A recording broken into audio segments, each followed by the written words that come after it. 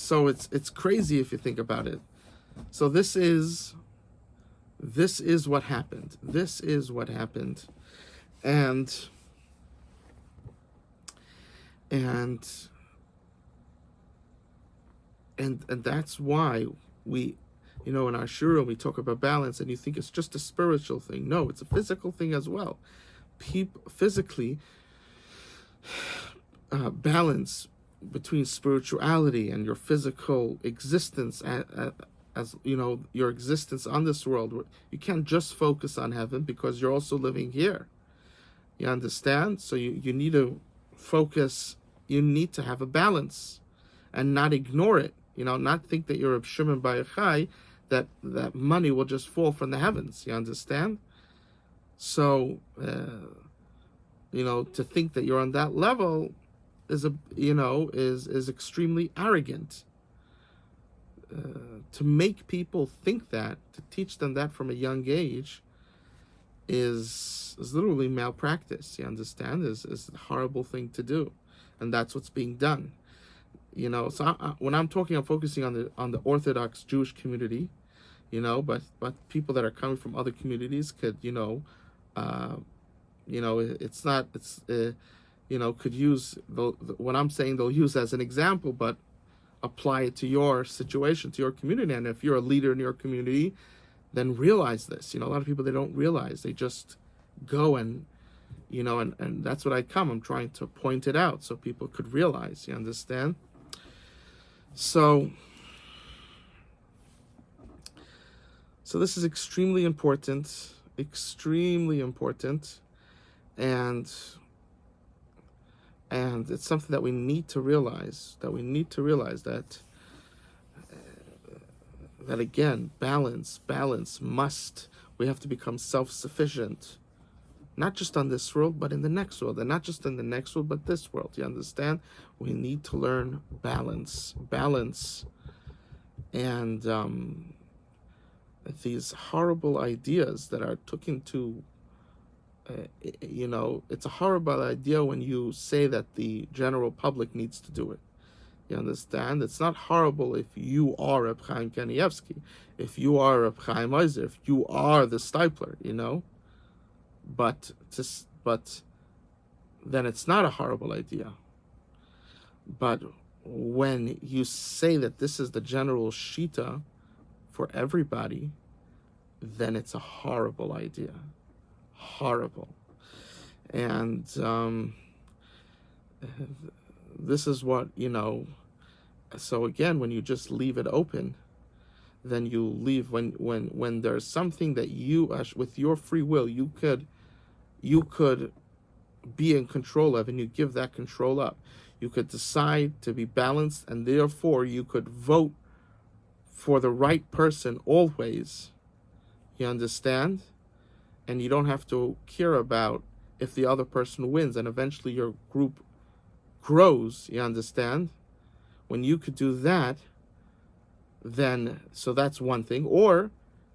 But you need to be balanced. You have to be self-sufficient. Or relying on the money from the government. So whoever seems to be the one that's going to take control, that's who you have to go for, even if they're really bad. You understand? So it's a choice. Once you give up your,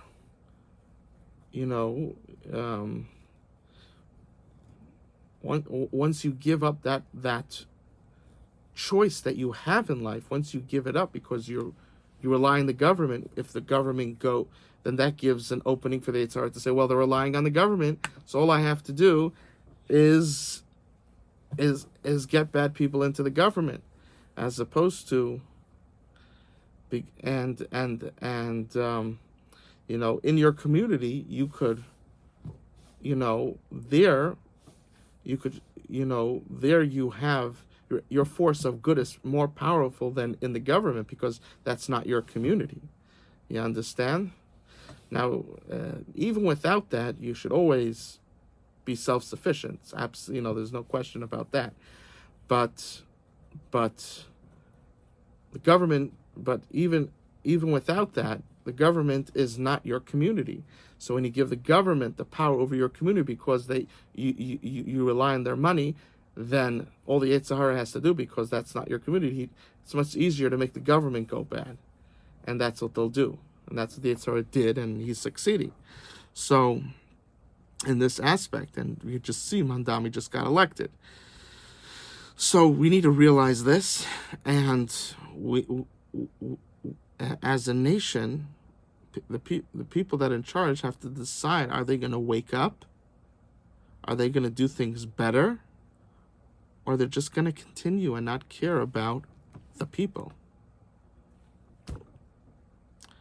So, they sound like they're caring, because, they're saying trust in God and trust in Hashem, bitachon. It sounds like they care about you, but they're not. And for what we just said, you understand? They're literally taking away your power of goodness in this world, because they're making you reliant on something that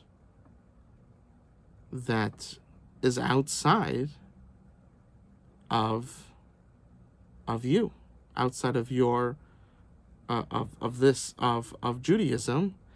And also, as a human being, they're making you like a child, because as an adult is someone that's able to take care of themselves. Now, of course, there are people that go through hard times, this and that, but to take away from the populace, the general, to make an ideology that takes away that ability from the populace to be balanced, to be balanced, then that's literally a crime. That's not a leader. That's a destroyer. Even though they don't realize it, it doesn't make a difference what they think.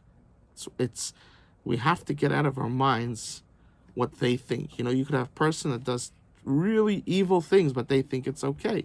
Communism, right? People think it's great, but it's evil. But they really, a lot of the founders really thought it was a good thing, but it's really evil. So you have to get out of your mind what the person's thinking, and you have to get out, and you have to see what's the results of that action. That's where you need to focus on. And we have such a long history, that there's many cases to go back into, and you could see that. So with this, hopefully this opened your eyes, and we could start to go in the right path. And I think it could be amazing, but we as a people need to do that, and each other community needs to make that decision for themselves. Are they going to go in that way, or they're just going to continue rolling around in the mud? Hashem wishes the best for you, and he wants you to make that decision, and I'm here to point it out, because a lot of people won't realize it. And I love you, and Hashem loves you more.